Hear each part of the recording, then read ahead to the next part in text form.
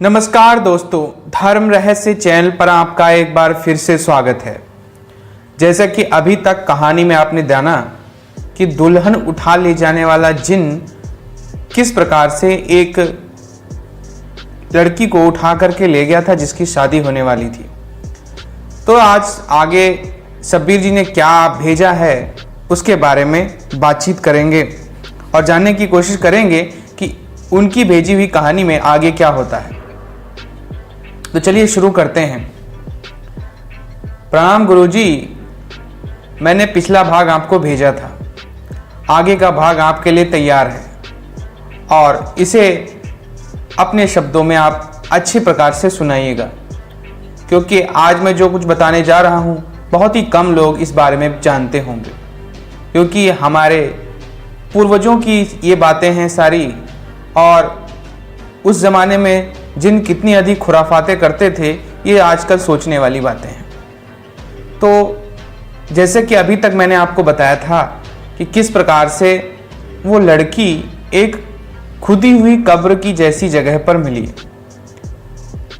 वहाँ पर बहुत सारे भेड़िए आ गए थे। उन भेड़ियों को देख करके सभी लोगों ने उन्हें डंडे से भगाने की कोशिश की, लेकिन वो भागने या हटने को तैयार ही नहीं थे। तो सबने अपने अपने दिमाग का प्रयोग किया और मशाले जला ली। उनके पास जो जो भी कपड़े थे उन कपड़ों को लकड़ियों के आगे बांधा गया और फिर उस पर मिट्टी का तेल डाल करके आग लगा कर मशाल बना ली गई।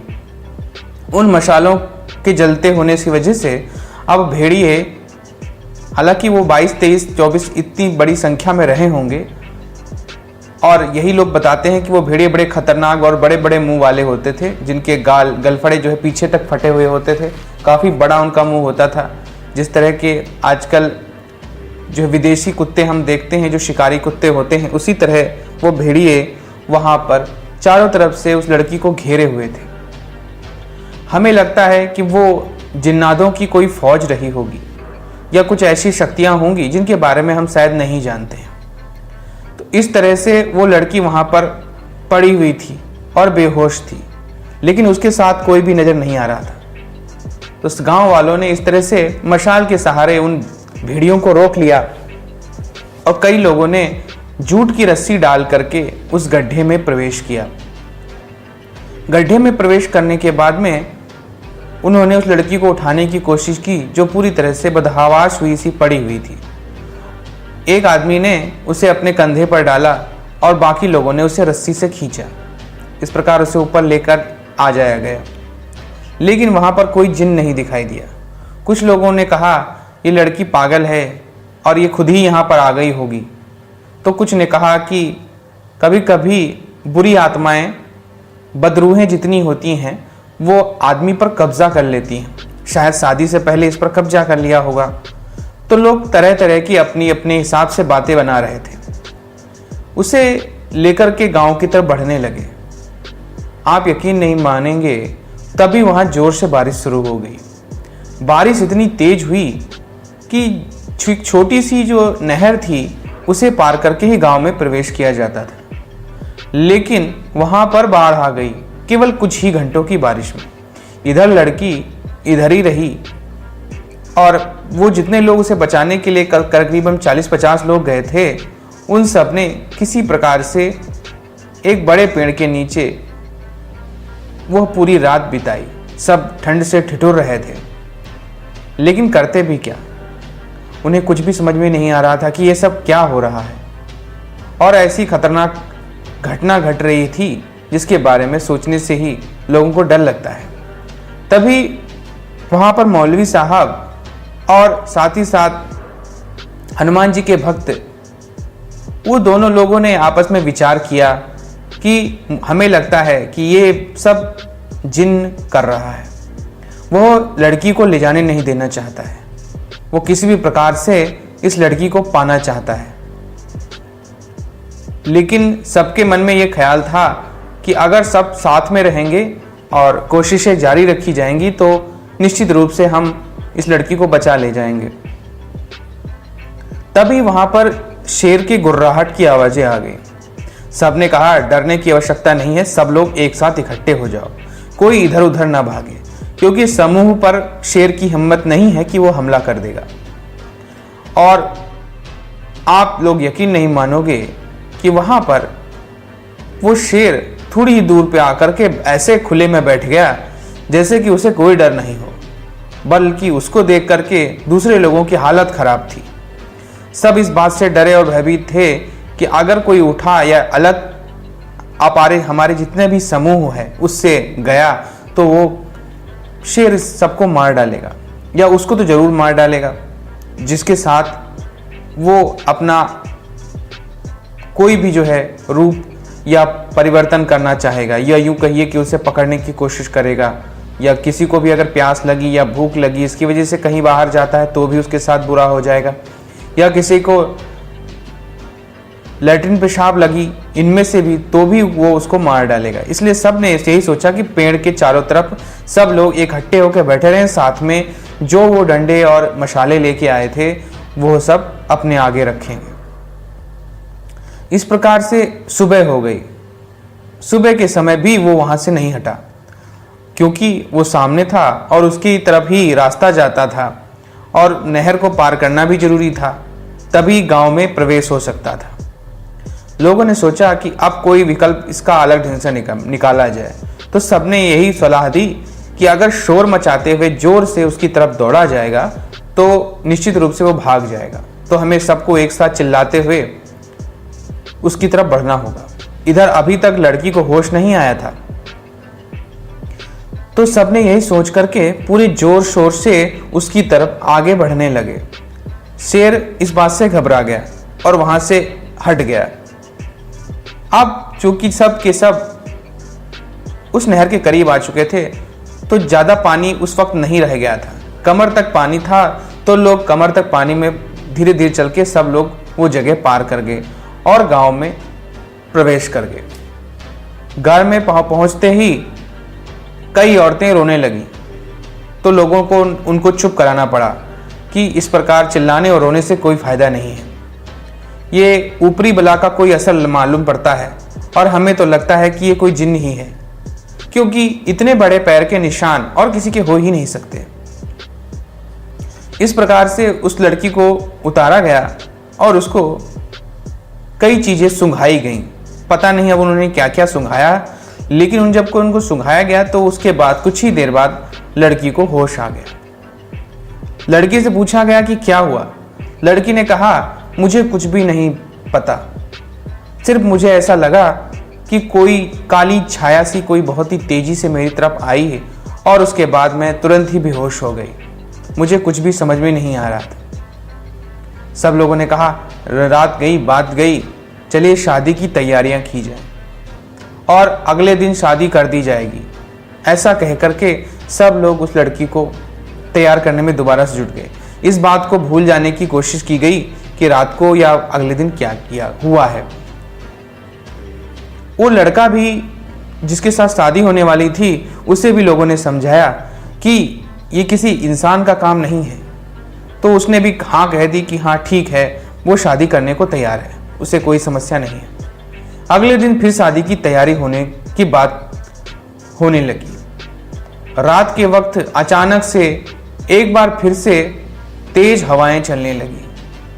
तेज हवाओं के चलने से सभी के मन में भय आने लगा। उन्हें लगता है रात को आज फिर से कोई ना कोई गड़बड़ी होगी, और बिल्कुल हुआ भी वही।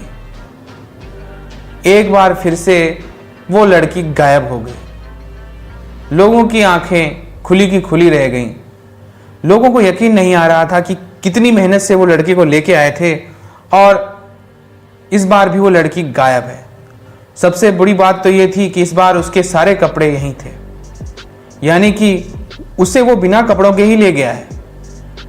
ऐसी अवस्था में लोगों के दिमाग घूम गए। लोगों को कुछ भी समझ में नहीं आ रहा था, ये सब क्या हो रहा है। समझ से परे लोग एक बार फिर से अगले दिन उसे ढूंढने के लिए निकले, और आपको जानकर एक बार फिर से बहुत ही ज़्यादा आश्चर्य होगा कि वो लड़की फिर उसी गड्ढे में मिली और फिर उसके चारों तरफ भेड़िए थे। लोगों ने फिर से मसाले जलाई, फिर से वही चीज़ों का प्रयोग किया और उस लड़की को बाहर निकाला। लेकिन सोचने वाली बात यह थी कि लड़की पूरी तरह से निर्वस्त्र थी। इस वजह से अब लोगों के मन में यह भी शक होने लगा कि कहीं ऐसा तो नहीं है कि इसके साथ शारीरिक संबंध बनाए गए हैं। किसी प्रकार उसको कपड़े में लपेट करके इस प्रकार से ले जाया गया जैसे शाल पूरी तरह से उड़ा दी जाती है।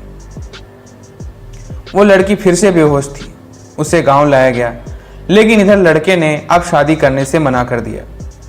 लड़के ने कहा कि मैं ऐसी लड़की से शादी नहीं कर सकता हूं जिसके शरीर के साथ खिलवाड़ हो रहा हो। सबने सोचा ये बड़ी स्थिति खराब हो गई है, और चूंकि बात फैल चुकी थी इसलिए अब बात दबाई भी नहीं जा सकती थी। तो इस प्रकार से गांव में जो बारात आई हुई थी उसने वापस होने का फैसला ले लिया, और इस बात से बहुत ही लोगों में नाराजगी थी। तो कुल मिलाकर थोड़ी देर बाद सब में लड़ाई शुरू हो गई। आपस में ही घराती और बाराती लड़ने लगे, और हाथापाई इतनी बढ़ी कि कई लोग चोटिल हो गए और उनके शरीरों से खून भी निकलने लगा। बात और वजह वही कि जो लड़की पवित्र नहीं रही उसके साथ शादी कौन करना चाहेगा। इस वजह से लड़के ने मना कर दिया था, और उसके मना करने की वजह से उसके घर वाले और परिवार वालों ने भी उसका साथ दिया था। और यही बनी थी लड़ाई की मूल वजह, क्योंकि सभी ये जानते थे कि अब कोई उस लड़की से शादी करने को तैयार ही नहीं होगा।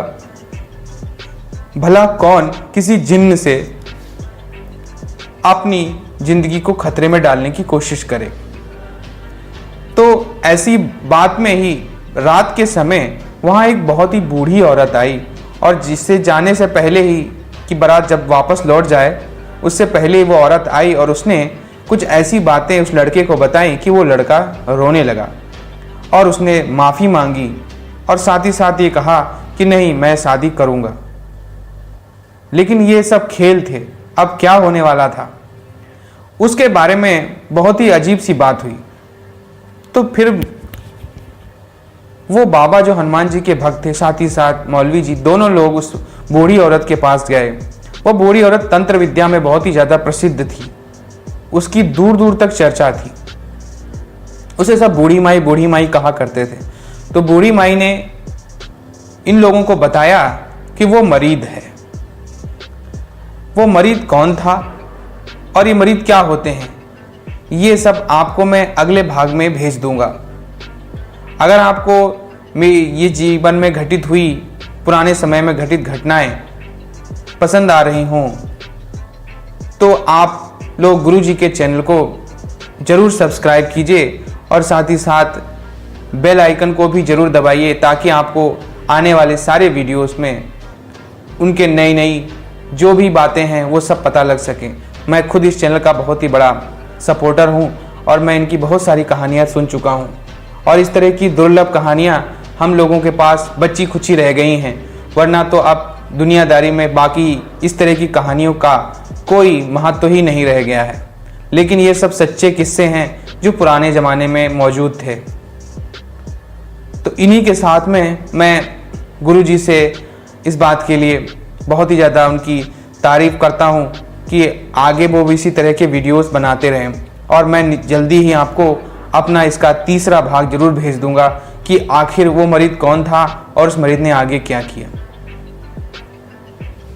तो ये था इनका अनुभव, और इन्होंने जो इनके दादाजी लोगों के समय में जो घटित हुई घटना है उसके बारे में ये बता रहे हैं। दूसरा भाग इन्होंने भेजा, बहुत ही अच्छी बात है। और दूसरा जो आपने कहा कि क्या शारीरिक संबंध बनते हैं, पहले भाग में आपने पूछा था, तो हाँ, निश्चित रूप से जो जिन्न होते हैं वो शारीरिक संबंध बना सकते हैं और उनके बच्चे भी हो सकते हैं, इतनी पावर उनके पास होती हैं। तो ये आपके जो है पिछले प्रश्न का जवाब था जो आपने वीडियो भेजा था।